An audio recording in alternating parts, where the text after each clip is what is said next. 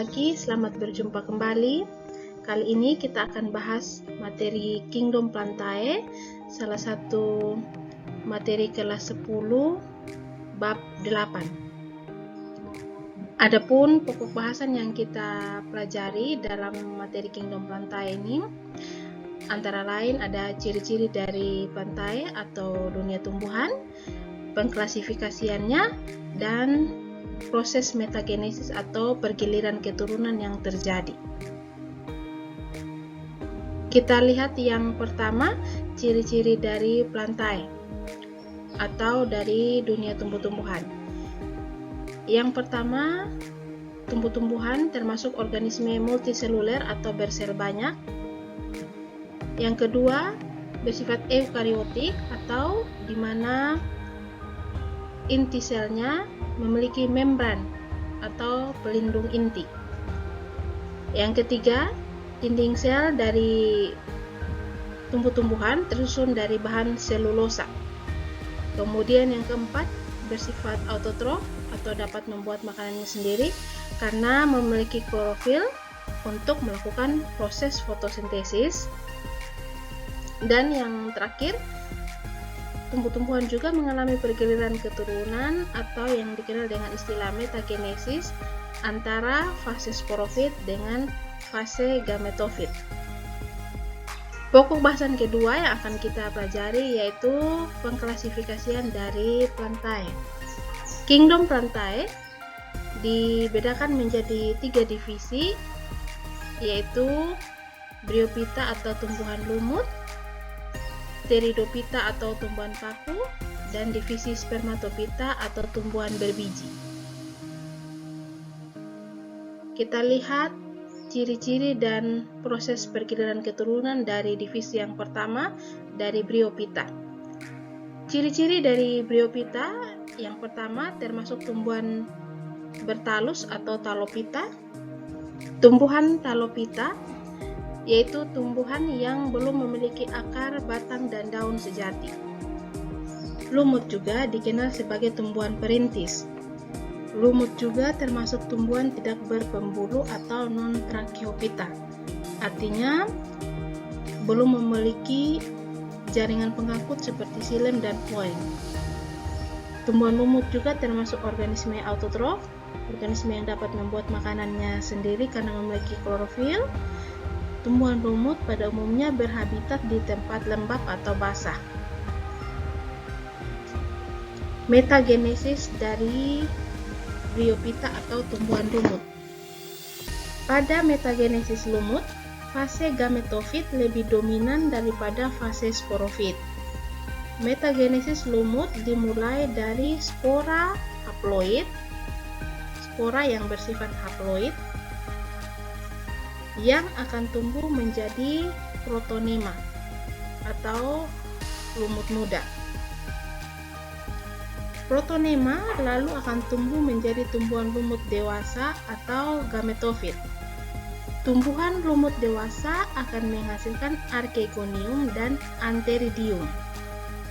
Archegonium akan menghasilkan ovum dan antheridium akan menghasilkan spermatozoid. Terjadi proses fertilisasi menghasilkan zigot yang bersifat diploid. Zigot membelah menjadi embrio yang akan tumbuh menjadi generasi sporofit yang bersifat diploid. Sporofit kemudian membentuk sporangium yang di dalamnya terdapat spora. Ini juga merupakan metagenesis dari lumut, hampir sama seperti skema yang sudah kita bahas sebelumnya. Spora yang sudah matang akan jatuh ke tanah jadi protonema. Protonema kemudian berkembang menjadi gametofit atau tumbuhan lumut dewasa yang menghasilkan gamet jantan dan gamet betina. Gamet jantan akan menghasilkan spermatozoid dan gamet betina akan menghasilkan ovum. Terjadi proses fertilisasi yang akan menghasilkan zigot. Zigot kemudian akan membelah menjadi embrio yang akan tumbuh menjadi generasi sporofit yang bersifat diploid. Sporofit kemudian akan menghasilkan sporangium yang di dalamnya terdapat spora.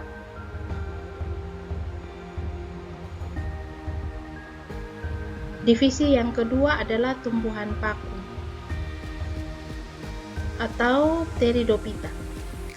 Ciri-ciri dari Pteridophyta yang pertama, termasuk tumbuhan berkormus atau Cormophyta berspora. Tumbuhan berkormus atau Cormophyta adalah tumbuhan yang sudah memiliki akar, batang, dan daun sejati. Ciri khas dari tumbuhan paku yang kedua adalah struktur daun paku pada tanaman yang masih muda itu umumnya menggulung. Struktur daunnya menggulung. Pada daun yang sudah tua ditinjau dari fungsinya, tumbuhan paku memiliki dua macam daun, yaitu daun tropofil dan daun sporofil. Daun tropofil merupakan daun yang digunakan khusus untuk fotosintesis dan tidak mengandung spora. Sedangkan daun sporofil merupakan daun yang menghasilkan spora dan juga digunakan untuk proses fotosintesis. Dan ciri yang terakhir dari tumbuhan paku adalah termasuk organisme Tracheophyta atau tumbuhan berpembuluh yang artinya sudah memiliki jaringan pengangkut yaitu xilem dan floem. Metagenesis dari tumbuhan paku. Pada metagenesis tumbuhan paku, fase sporofit lebih dominan daripada fase gametofit. Spora yang haploid tumbuh menjadi protalium. Protalium merupakan generasi gametofit pada tumbuhan paku. Protalium menghasilkan antheridium dan archegonium. Antheridium akan menghasilkan spermatozoid, sedangkan archegonium akan menghasilkan ovum atau sel telur. Terjadi proses fertilisasi akan menghasilkan zigot. Zigot berkembang menjadi generasi sporofit. Generasi sporofit menghasilkan sporangium. Di dalam sporangium terdapat spora yang bersifat haploid. Ini juga merupakan proses metagenesis dari tumbuhan paku, sama seperti yang sudah dibahas sebelumnya pada skema metagenesis. Divisi yang ketiga adalah tumbuhan biji atau Spermatophyta. Spermatophyta memiliki ciri-ciri. Yang pertama, memiliki organ biji. Ciri yang kedua, tumbuhan biji termasuk tumbuhan berkormus atau Cormophyta, organisme yang sudah memiliki akar, batang, dan daun sejati. Dan juga termasuk tumbuhan berpembuluh atau Tracheophyta yang artinya sudah memiliki jaringan pengangkut xilem dan floem. Metagenesis dari tumbuhan biji yang akan kita bahas ini diambil dari skema metagenesis tumbuhan biji dari kelompok Angiospermae. Berdasarkan letak biji dalam bakal buah, Spermatophyta atau tumbuhan berbiji dapat dibedakan menjadi dua kelompok besar, yaitu tumbuhan berbiji terbuka atau Gymnospermae dan tumbuhan berbiji tertutup atau Angiospermae. Nah, yang akan kita bahas skema metagenesis dari tumbuhan berbiji tertutup atau Angiospermae. Angiosperma memiliki proses pergiliran keturunan paling maju dari semua tumbuhan. Dalam daur hidupnya, kelompok tumbuhan ini mengalami pembuahan ganda. Berikut skema metagenesisnya yang akan kita bahas. Siklus hidup Angiospermae diawali dari proses penyerbukan dan diakhiri dengan proses pembentukan buah yang berisi biji yang dapat berkecambah menjadi tanaman baru. Benang sari pada bunga pada fase sporofit memiliki sel induk mikrospora yang bersifat diploid. Kemudian, sel induk mikrospora mengalami pembelahan meiosis menghasilkan mikrospora haploid. Mikrospora mengalami mitosis menghasilkan gametofit jantan, yaitu serbuk sari.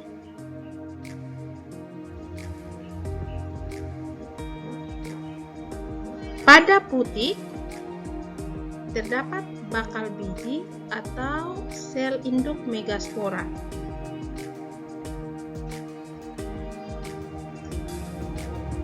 Sel induk megaspora mengalami meiosis menghasilkan 4 sel megaspora, di mana 3 sel akan mengalami degenerasi dan 1 sel megaspora yang hidup dan akan membentuk gametofit betina atau kantong embrio. Gametofit betina atau kantong embrio atau yang biasa dikenal juga dengan sel kandung lembaga mengalami mitosis 3 kali berturut-turut.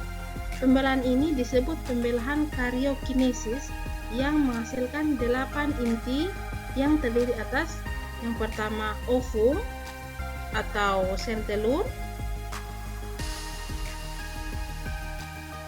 ada 2 sel sinergit dan 3 sel antipoda, dan juga 2 inti polar yang disebut inti kandung lembaga sekunder.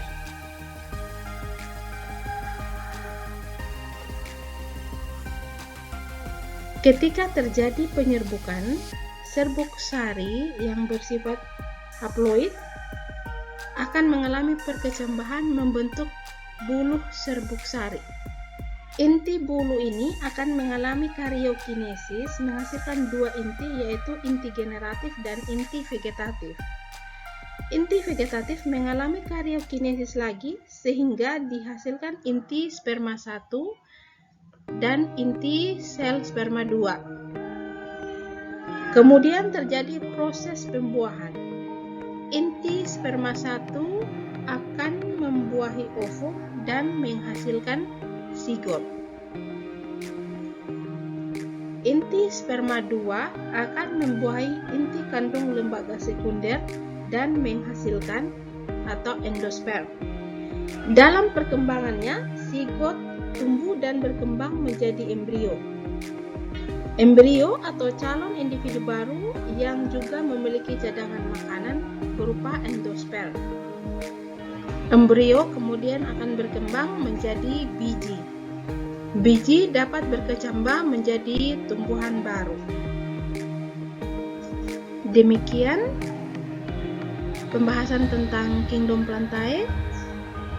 Untuk pokok bahasan ciri-ciri dari tumbuh-tumbuhan, pengklasifikasiannya, dan skema proses metagenesis atau pergiliran keturunan.